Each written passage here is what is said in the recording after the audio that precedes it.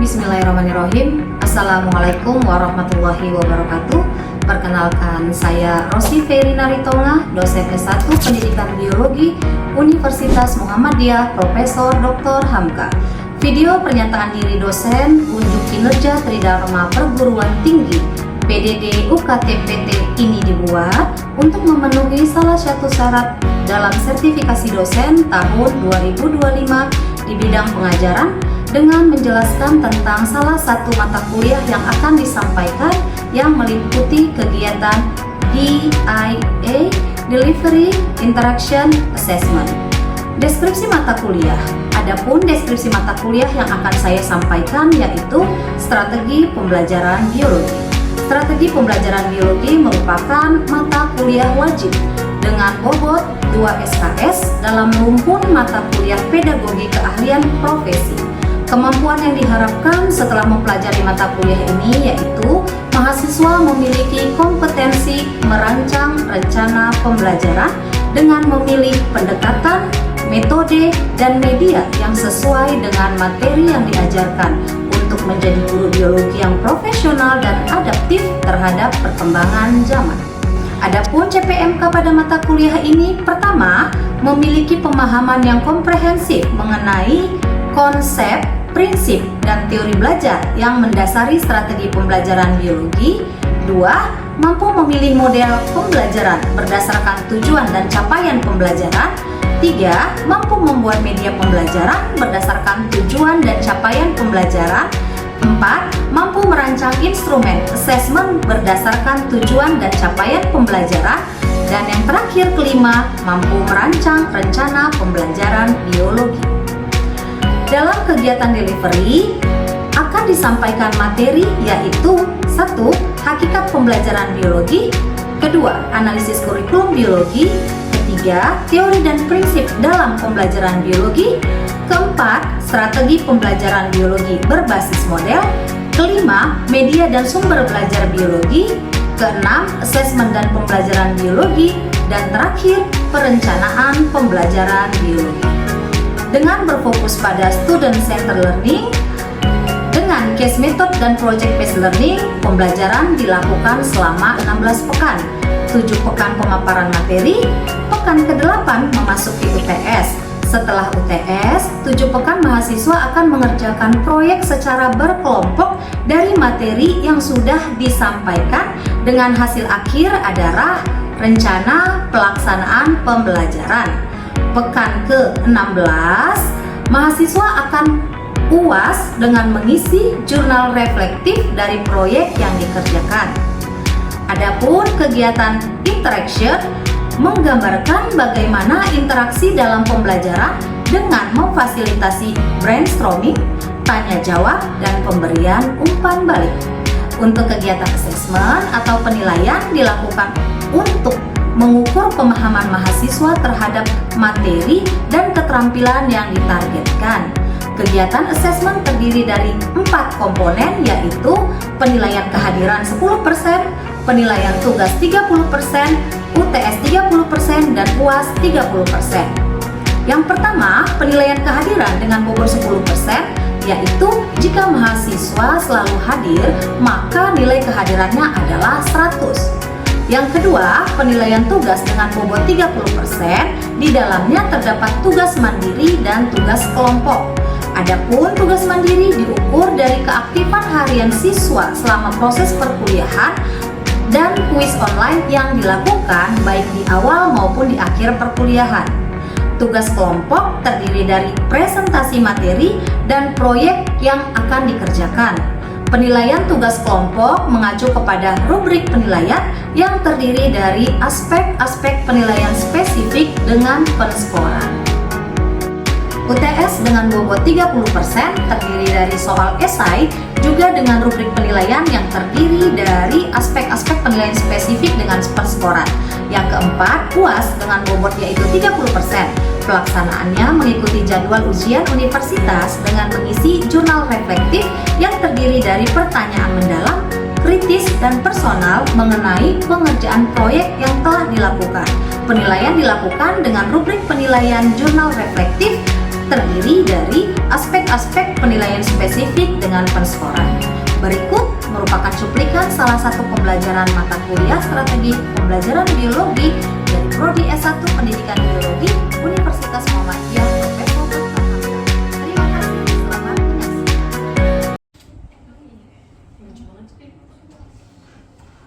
Assalamualaikum warahmatullahi wabarakatuh. Waalaikumsalam warahmatullahi wabarakatuh.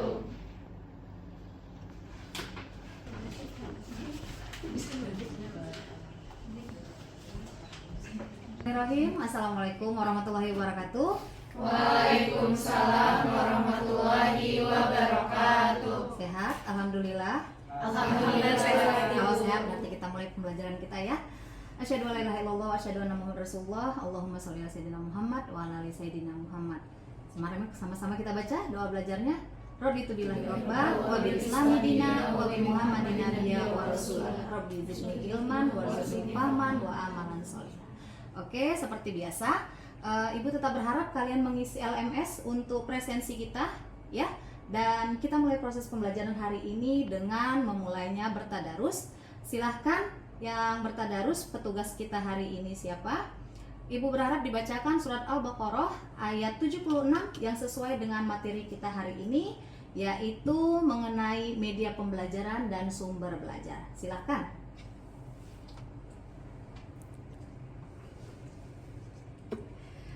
Baik teman-teman, sebelum kita mulai pembelajaran, kita tadarus terlebih dahulu.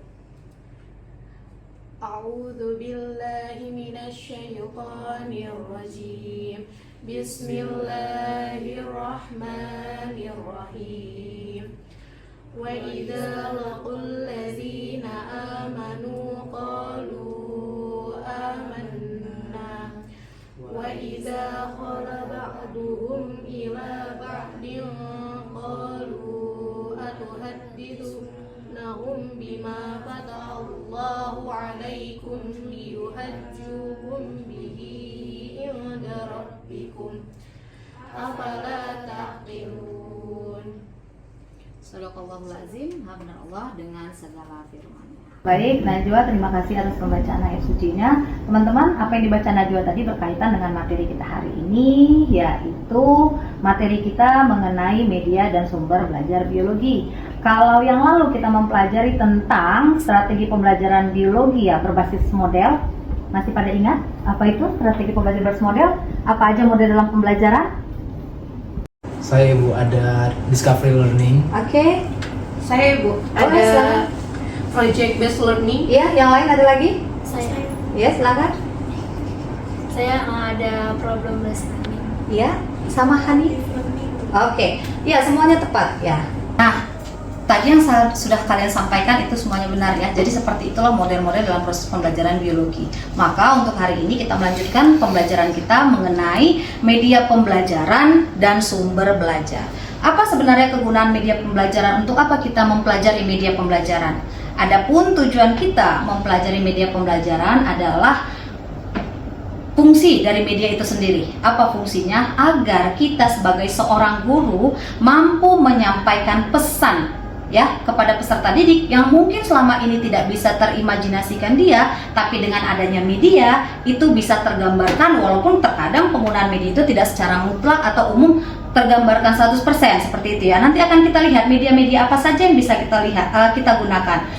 Salah satu ciri-ciri yang menandakan bahwa media itu bisa digunakan yaitu medianya harus mampu tergambarkan kepada mahasiswa secara efektif dan efisien.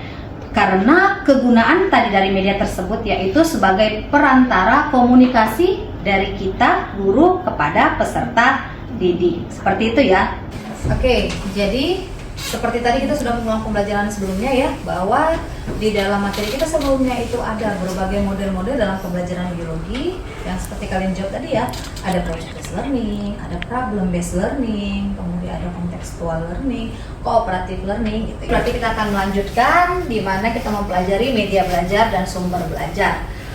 Media belajar dan sumber belajar, apa yang akan kalian peroleh setelah kita mempelajari media dan sumber belajar ini, yaitu kalian nantinya sebagai guru profesional ya, yang harus adaptif terhadap perubahan dan perkembangan Salah satunya yaitu teknologi, ya, termasuk di dalamnya nanti teknologi digital. Kalian harus mampu membuat media pembelajaran juga yang bersifat adaptif sesuai dengan atau berdasarkan kepada tujuan dan capaian pembelajaran kalian atau teman-teman nanti di sekolahan, seperti itu ya. Nah, nanti sebelum kita masuk ke apa itu media, jenis-jenis media, bagaimana cara saya sebagai seorang guru untuk mengembangkan media saya, sebelum kita masuk ke situ, kita kuis dulu.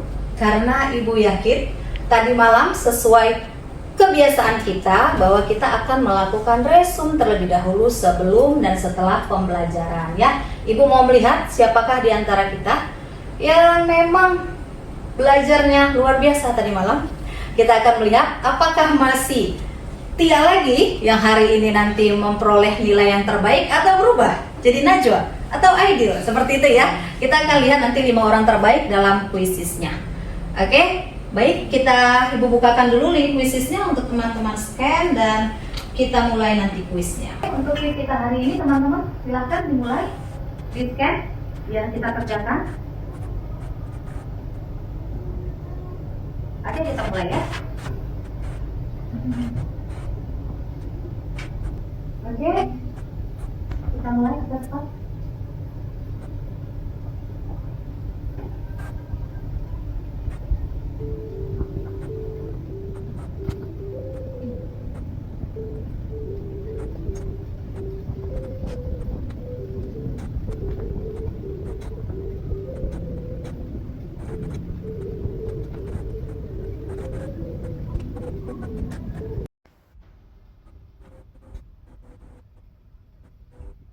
Oke, selamat untuk teman kita ya.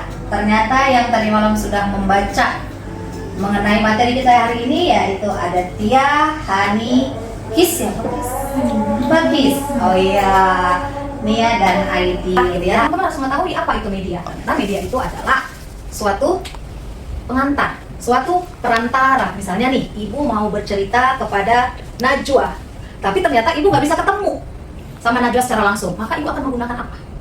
Media. Kalau begitu apa sebenarnya media itu?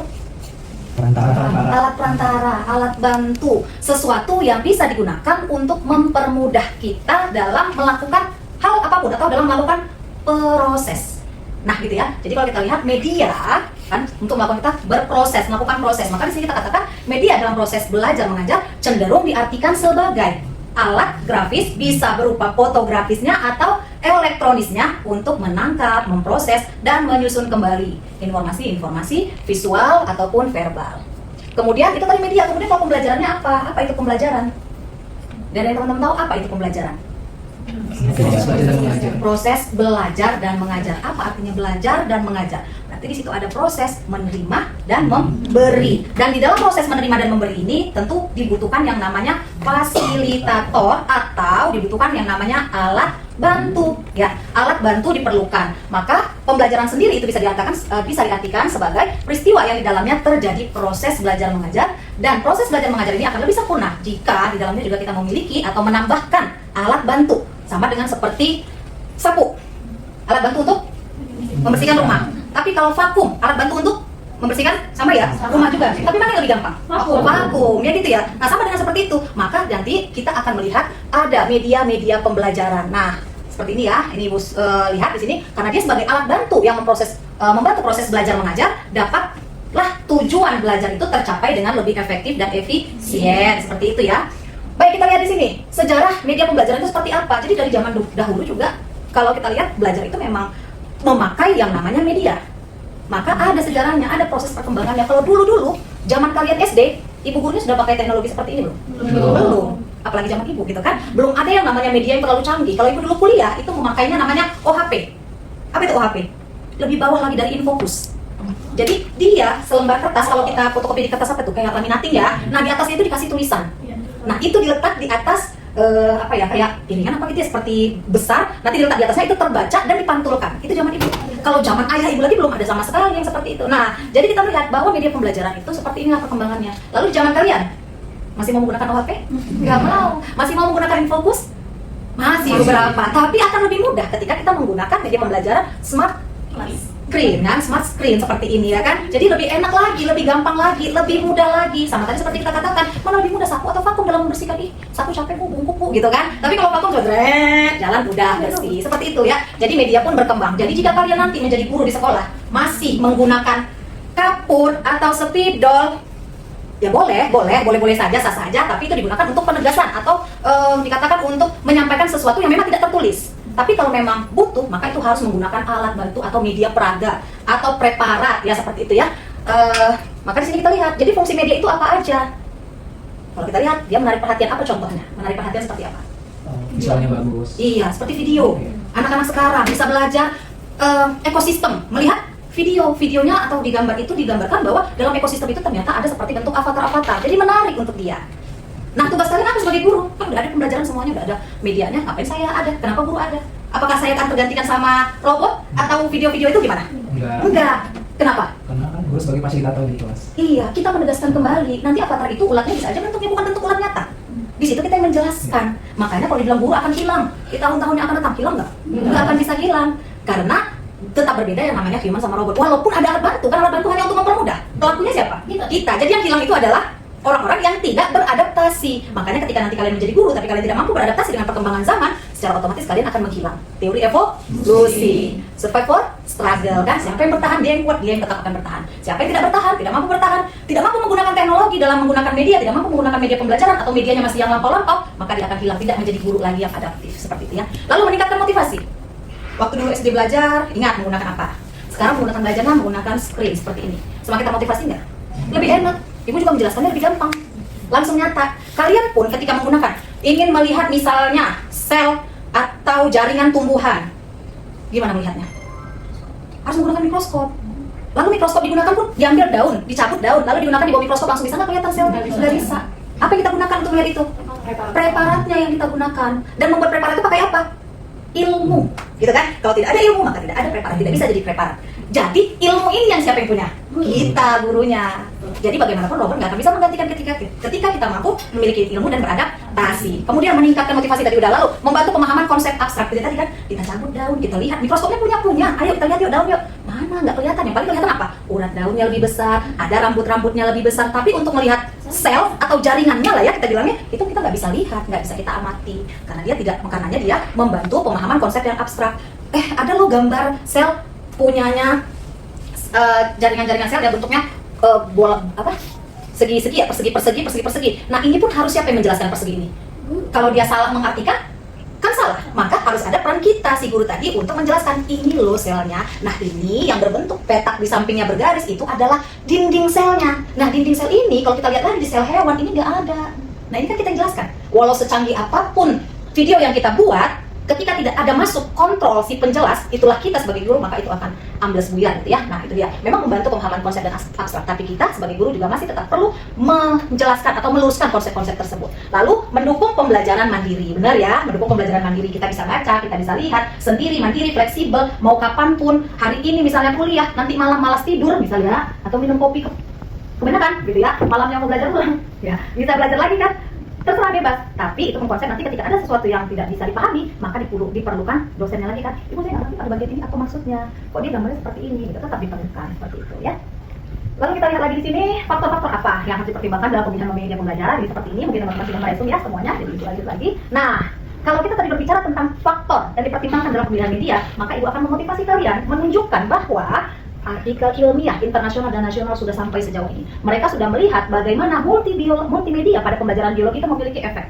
Nah, ini tugas teman-teman juga. Kita sebagai seseorang yang sudah duduk di bangku kuliah harus mampu sering-sering membaca artikel-artikel sehingga kita tahu, oh di dunia lain itu sudah sampai seperti ini ya. Sudah sampai jauh ya pembelajarannya. Bahkan seperti ini di jurnal internasional, dia mengatakan bahwa ada loh efek dari penggunaan multimedia terhadap prestasi siswa. Nanti kita baca, kita cari sama-sama. Namun karena hari ini kita memiliki presenter yang akan mempresentasikan hasil karyanya, hasil proyek pertamanya, maka ibu mempersilahkan untuk teman kita yang hari ini presentasi, yaitu tapi sebelum presentasi ibu mau bertanya dulu, sampai sejauh ini ada yang mau ditanyakan? Belum.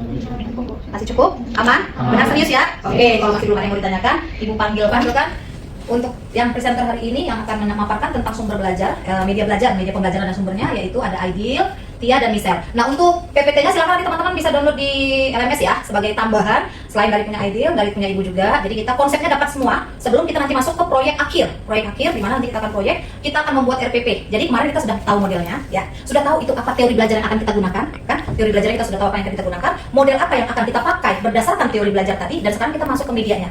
Ya, jadi nanti selesai UTS kita bisa langsung masuk ke proyek pengerjaan RPP secara keseluruhan ya, RPP secara keseluruhan mulai dari assessment ya, instrumen assessment, kemudian di dalamnya sudah dapat medianya, kalian tahu model apa yang kalian gunakan gitu ya, teman-teman gunakan tahu apa modelnya. Oke, silakan Aidil, Tia dan Michelle, ayo kita atur tempat duduknya melingkar. Baik, assalamualaikum warahmatullahi wabarakatuh. Waalaikumsalam warahmatullahi wabarakatuh. Kami di kelompok 3, perkenalkan saya M. Adil Fikri. Saya Amelia. Kami akan menjelaskan mengenai media visual dalam pembelajaran biologi. Pembelajaran sudah dijelaskan oleh Bu Rosi bagaimana penjelasannya. Lalu kita akan menjelaskan mengenai apa itu media visual dalam pembelajaran. Nah, jadi media visual itu adalah media pembelajaran yang memberikan gambaran menyeluruh dari yang konkret sampai yang abstrak nih. Jadi dapat diambil kesimpulan bahwa media visual merupakan salah satu media pembelajaran. Oke, baik, itu tadi paparan kita mengenai media visual dalam pembelajaran biologi. Nah, di sini kita membawakan contoh media visualnya.